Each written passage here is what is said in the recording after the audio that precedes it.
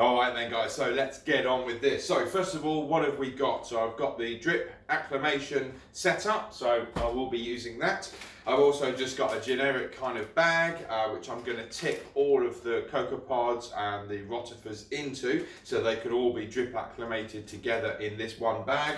I've got a couple of clips, which is going to clip the bag to the side of the sump, so not only is it going to get drip acclimated, it's also going to get temperature acclimated as well. I've also got the net and I've got the jug. So once it's been drip and temperature acclimated, I can then put the net over the top of the jug, tip all the water out of the bag, and then everything's going to get caught in this net, or I'll use one of my my little sort of sieve things that I've got as well, because actually thinking about it, I should imagine the little rotifers or whatever are going to go straight through this. But certainly if you was doing this with a fish, then you would use this sort of method. So may or may not use that, but I'll certainly go and get my little sieves that I've got out in the garage, where I'm obviously cultivating rotifers myself anyway. It just so happens that what I bought with the copepods, it already came with some rotifers. So there's also some brine shrimp. So what I'm going to do is bring the camera in and show you what I'm doing at the moment, because I've got them out of the post, and obviously just put them straight into the sump.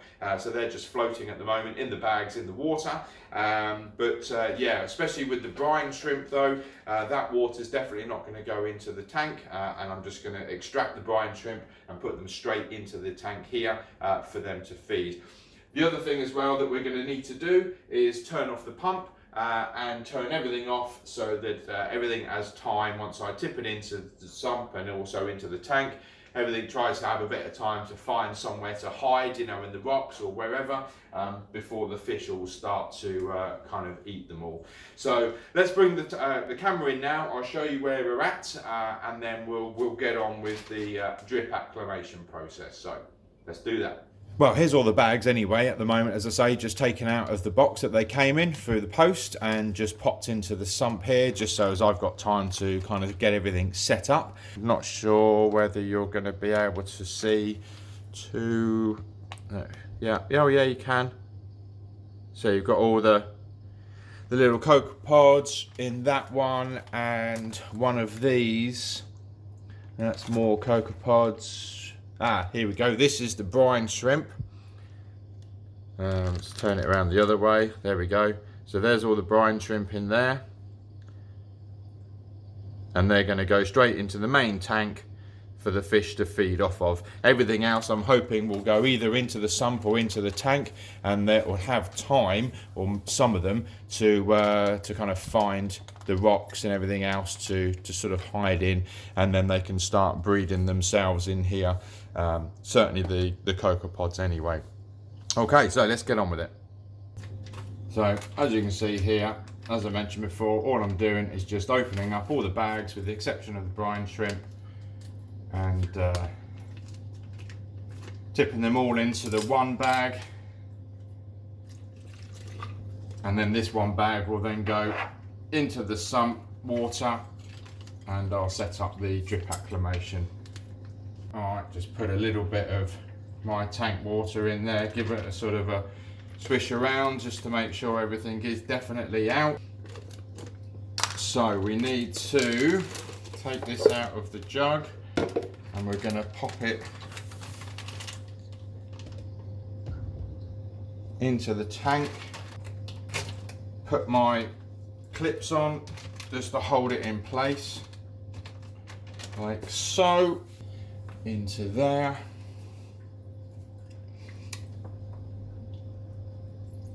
There we go, that's getting that through. So we'll set up the flow so it's just a nice steady drip, and then that can then go inside that bag. So everything was in water or salinity of 1.020. Obviously the tank is running at 1.025 to 26. So this is one of the reasons why we're doing this acclimation process, so that we can bring the salinity up slowly. So I'll come back to you guys when this bag is about 3/4 full of the tank water. Right then, we're back. So as you can see, we are now about 3/4 full. Tip this into my jug, Let's give this a go. Try not to get it everywhere. Now, have I got enough space in this jug? Nope. Good-o. Right, so let's pop that back in there then for a minute, and we'll finish off the rest of that water in a moment because the jug is now full. And I've got, hopefully you can see here, my 3 sort of sieves. So I've got 250 micron, 125 and 50. And what we're going to do is going to pour it through the top, and it's going to then filter through. Any of the larger ones will get caught maybe in the 250 or the 125, and then the Rotifers will make it all the way through and end up being caught in the 50 micron, and then nothing other than water should then come out the bottom. And this is all it is, just literally tipping it through these 3 so everybody gets collected up in one of the sieves. Okay, like that. Now if I bring this over to the camera and tilt it slightly, you see all of them in there? That's in the 250 micron, maybe a little bit in that corner. Yeah, maybe again a little bit just sort of in the, can't see there, just maybe a little bit in the bottom, not a great deal. Do the last remaining bits from this bag as well. Again, into there. Same thing again. Whoop, don't want to knock them over. Pour this through here. There we go. Nothing left in there. And then we're just going to release some of these into there. I'm going to leave the skimmer off for quite a while, and the return pump, so they've got plenty of time to find where they need to go. So let's go up and we'll put the rest of those into the tank. Right here then, so let's see if we can get these in here without Piney trying to bite my hand off. So there we go again. You can see there's still quite a lot left in there. So hopefully they will make it out and down into the rocks. I know Piney's not going to be interested, but certainly the other ones will be. Piney's more interested in wondering what this big white thing is that's coming into his tank and whether he can eat it. So that'll do for now, and I'll just get the rest out. There's not many in there now. I'll get the rest out in the sump where I'm not worrying about Piney. Hopefully you can pick up all of those tiny little copepods that have just gone in. See them all moving around. So next up, I'm going to do the brine shrimp straight into the tank. So let me set that up and we'll come back and have a look at that. Right then, so same thing, just done the brine shrimp. And they're all in there. So this is what the fish would definitely go for.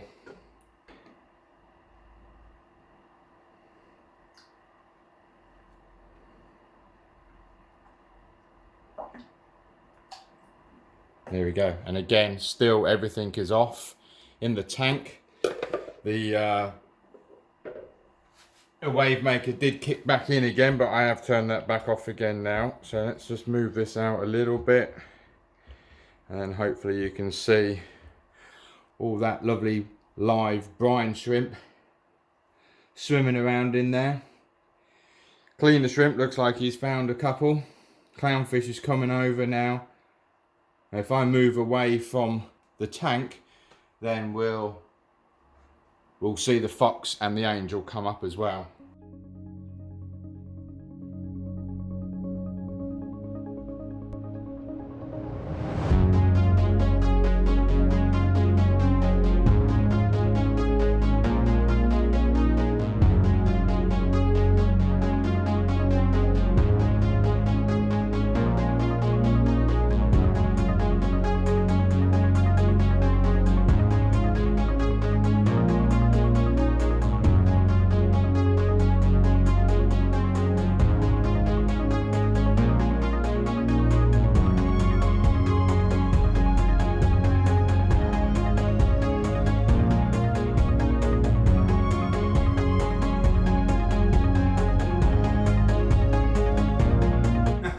Well, there we go. It was just a bit of fun, just putting some live brine shrimp in there for the guys to obviously feast on, and trying to also build up the population of copepods, as well as just getting some rotifers that actually just come with them anyway.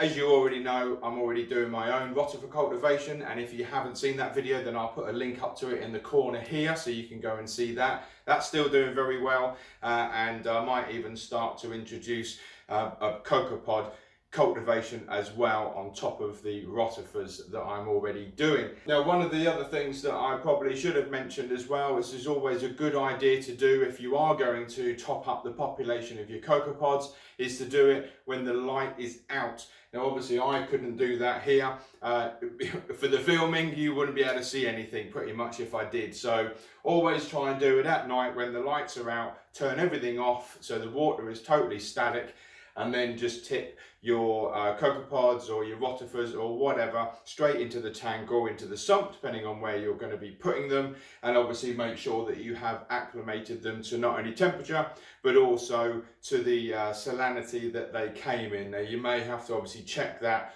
on the website where you buy them from, or it might actually be in part of the instructions that comes with the copepods or rotifers anyway, but I would say generally it's going to be around about 1.019 to 1.020. So just bear that in mind. And yeah, they're still loving it in there. I think the wave maker's just kicked in. Bit of fun, bit of live feeding, and we'll see how they go. If you've enjoyed this video, please give us a thumbs up, and also don't forget to subscribe to the channel. That always helps us out, and obviously the more subscriptions, the more likes and everything else, it will tell the YouTube algorithms that it's definitely worth watching, and it will push the video out to more people. But for all my current subscribers, I just want to say a big thank you to everybody that's already subscribed to the channel. A couple of weeks ago we actually went over the 100 subscriber mark. I think actually we're around about 133, something like that, so the subscribers, so that's fantastic. My next target is going to be, let's go for 500. Let's go for 500 subscribers. If we can get there, that will be absolutely brilliant, and I'll be over the moon. So I'll keep putting out the videos, hopefully you'll keep watching them, and as always, thank you very much for watching, and I'll see you on the next video. Bye for now. Easy come, easy go.